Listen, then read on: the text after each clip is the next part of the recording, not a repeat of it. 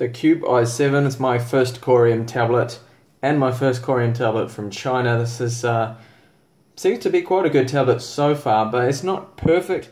I've been using it and testing it and putting it through a few benchmarks and whatnot. I'll just show you those scores and share that with you, and just my initial opinions of the tablet so far.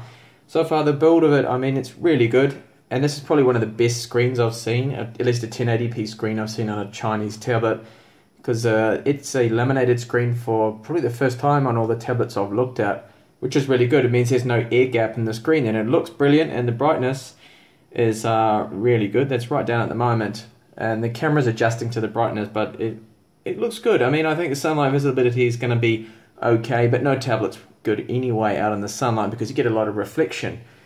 And I'm also getting a lot of distortion here. You can see a little bit on the screen. That's just from the camera, I think.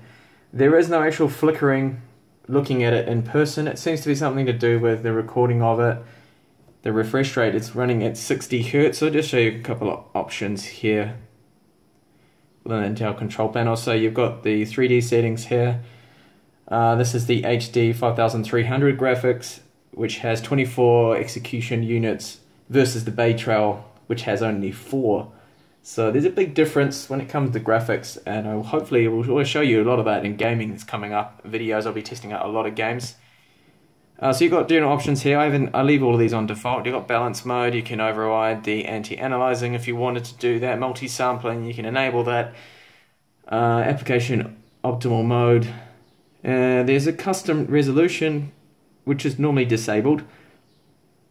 But I found out just by selecting the display here that that is actually their audio settings. Custom resolutions is something quite handy that I've wanted in the past when trying to run my monitor. I have an Asus that can output the monitor. Its native resolution is 2560 by 1440, and using the HDMI port on this tablet, it can output that perfectly, which is really good. So good for using desktop. Again, I will have another video up on that as using this tablet as a desktop. You can leave it sitting down somewhere plugged in and plug it in, use it as a desktop. It's got 4 GB of RAM, and the processor seems pretty capable. So speaking of which, I'll just show you some of those benchmarks that I mentioned just in the beginning. This is the Geekbench 3 score, and not a bad score, I thought. That's about twice the power of the fastest kind of Atom CPU you can get, which is like the Z37 75. Oh, too many names of the CPUs. That gets around 900 single core and around 3700 or something like that. So it's a little bit faster, but definitely single core, which most applications run. It's definitely fast. And the SSD, 64 GB, so not the largest in size, but that's why it's a little bit cheaper, is reasonably quick. I'll show you the speeds. At least the read speeds are good. The write speeds are average, but the 4K random write speed is quite good at 77. Now normally 64 GB SSDs, they are slower, so if you've got the 128, then your write speeds will probably be double that figure there.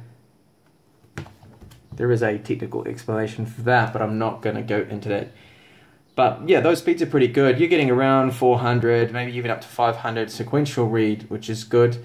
The 4K random is a little bit low, but I mean, yeah, the tablet using it is really snappy and quick. I haven't had any issues so far in what I've been doing. It seems really good. Now the 3D Mark scores, I've run a few benchmarks. Here's Ice Storm Unlimited, 35,000 mark, which seems pretty good score, quite high there.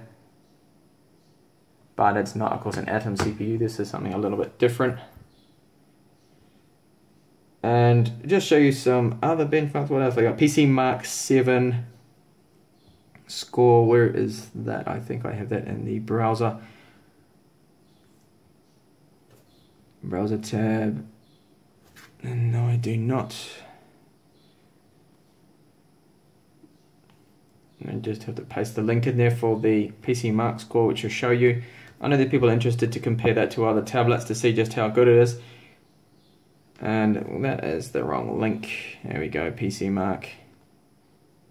Overall, getting around and using the tablet with touch here, because the scaling is only 125%, so it's only scaling it up a little bit. not like the super high resolution displays. I find that navigating around and doing all the touch stuff is really good. The touch screen is nice and responsive as well. So here's the PC Mark score of 4,229. Now that is about double, I think, just off memory, double the score of the Bay Trails I've been testing out. So again, yeah, really good scores there for what it is. I think my Surface 3 Pro i5 gets around 5,000, so it's not actually that far off my Surface 3. Unfortunately, I don't have the Surface 3 anymore. I ended up selling that because it had its own issues with Wi-Fi, with Realtek audio drivers hogging the CPU. And yeah, there's a few issues with that unit that just wasn't happy about it. The price that I paid, the premium for the Surface 3, I ended up ditching it so I can buy more of these tablets to review. So unfortunately I can't compare it to that.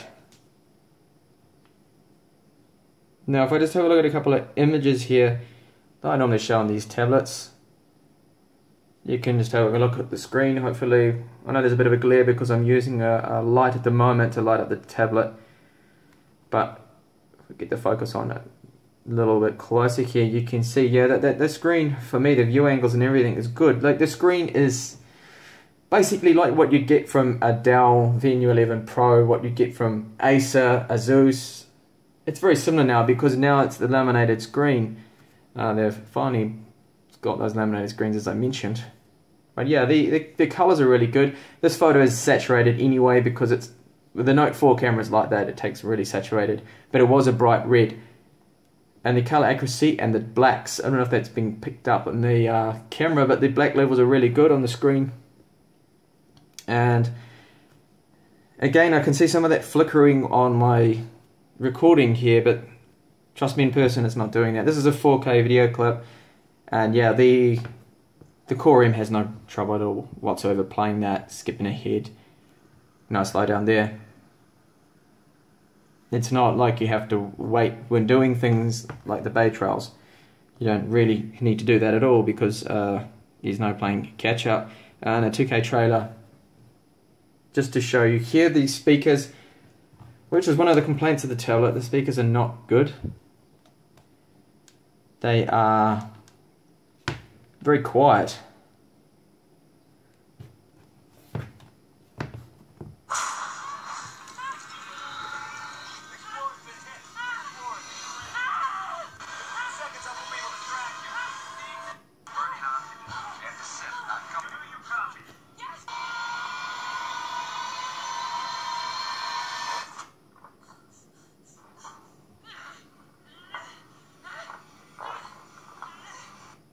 Now that is, a tiny bit more volume, but that's basically maximum volume, and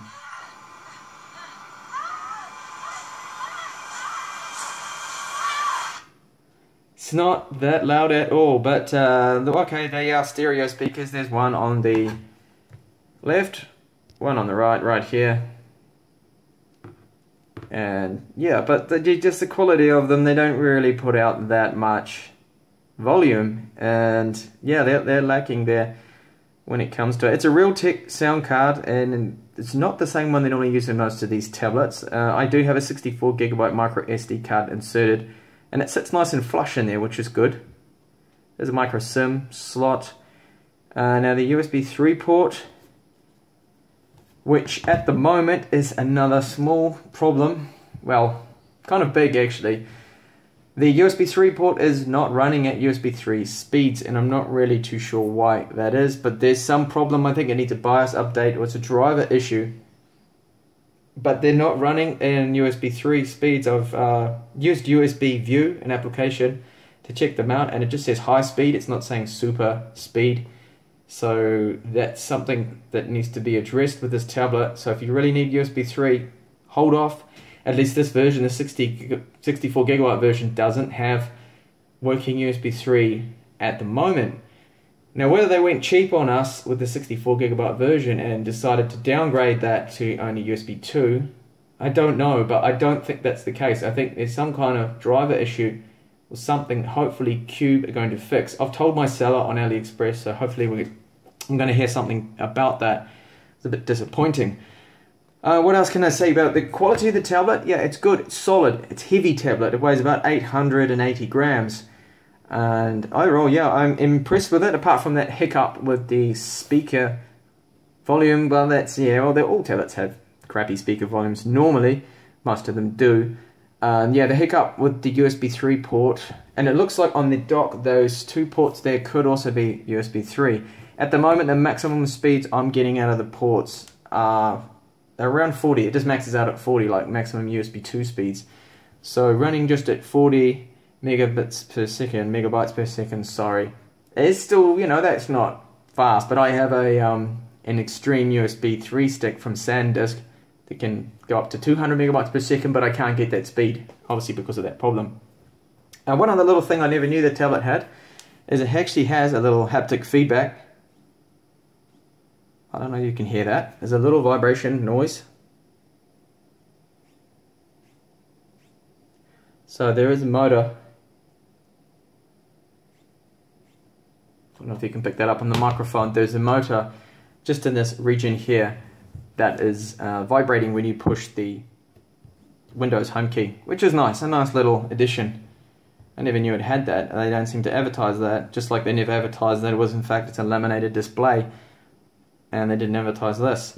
And the keyboard dock here is really good. It's good for typing on, and just show you the dock again. Really good for typing on, and you can use it as a proper dock because you've got those 2, hopefully, when they fix the problem, 2 USB 3 ports on it. I hope. But the trackpad is, yeah, it's a bummer. Look at it. Look how small it is. But do you notice something odd about the trackpad? Yes, no. Yeah, look, where's the clicky? No buttons. There's no buttons there. It's gestures. Everything's gestures. So double tapping to open, like 1 mouse click, and then you do a 2-button tap to right click. And to be honest, that's horrible. I'm not much of a trackpad person to begin with anyway, but if you use a trackpad all the time, you don't want to carry around a mouse. I prefer a mouse. But anyway, that's no excuse. That this trackpad is awful. It really isn't that good. The keyboard, on the other hand, typing on the keyboard, just click this in, show you how that clicks in again. It's like magnetic, it latches on there, and I can lift the whole keyboard right up like that without any problems. But yeah, the keyboard is good. It's really good to type on. It's a nice it's a full-size keyboard. The key travel, the key feedback is good. I have no complaints about that. But yeah, that trackpad, I mean, look at it. That's just pathetic. It's so small. Obviously, Cube had to make a design choice, and they didn't have room for it, so they thought, okay, we've got to put a trackpad on there, so let's just put a tiny little gesture pad, excuse of a trackpad in there, which they've done. I mean, even this keypad is better. That's a way bigger trackpad, and this is the one that comes with the Pipo W3 and the W3F. Proper keys, so, you know, you can hold down, drag things, and move around, and doing that on this thing, you know, pretty hard, impossible, really, not good at all. If they'd gone for a 16 by 10 screen, then they would have had like another inch or so. They would have had more room to use a whole trackpad there, which is a shame. But I guess it's the design of the keyboard. They've lost this space here at the top. They can't move it down, so they had to make a compromise with the trackpad. And I'm sure that the designers who designed this keyboard will probably say the exact same thing, you know, that they decided that what was more important was a good typing experience, and the trackpad was just an afterthought. Anyway, I use a mouse, but yeah, some people that's going to be a bit of a deal breaker for them because they like trackpads, they only use trackpads. No, you don't want this keyboard then for that. You can use your own keyboard, of course, plug that in, but it is nice, this one, because it does have those USB 2 ports or 3 ports, the 2 ports anyway on the back. Now, temperatures on the tablet have been really good. I've been running in the background HW info, if I can click the icon. Been running that in the background.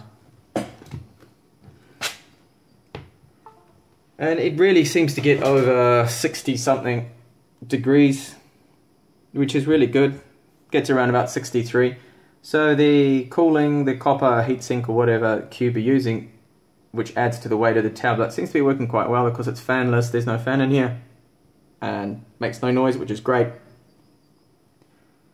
So those are the temperatures, pretty good. I've been also using Intel Extreme Tuning just to have a look to see whether it's throttling or what not, and I can pretty much report there that with running the benchmarks and everything else that it's not actually throttling at all. It seems to hold around 2 GHz maximum turbo there and stick to it, but I'll show you more of that later on in gaming, what kind of temperatures it gets up to.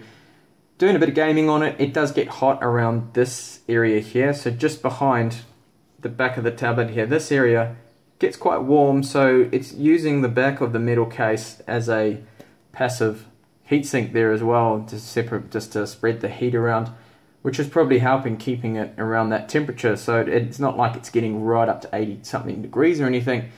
If I ran some extreme GPU and CPU benchmarks, then I can see, I'll have a check and have a look and see how hot I can actually get the tablet. I'll do that in a later video.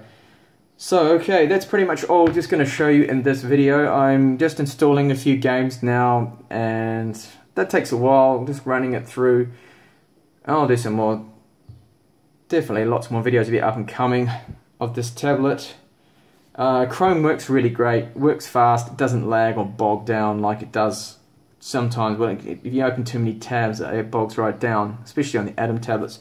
This one works very good.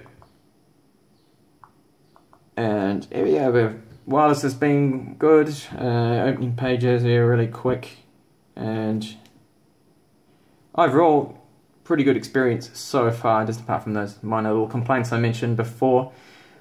So there'll be more up and coming videos. I'll do a lot of gaming tests and see how it runs and handles games. It should be a lot more promising there with all those cores that the GPU has now.